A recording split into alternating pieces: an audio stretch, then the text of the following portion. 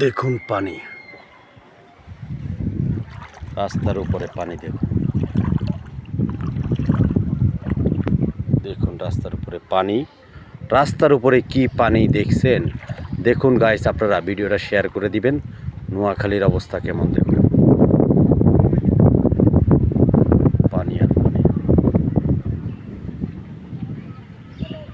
ওই যে বাড়িঘর সব দেখুন, বাড়িঘর সব ডুবে গেছে।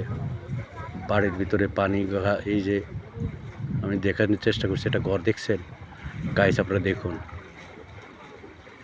এই যে রাস্তা, মানুষ হাঁটতেছে দেখুন।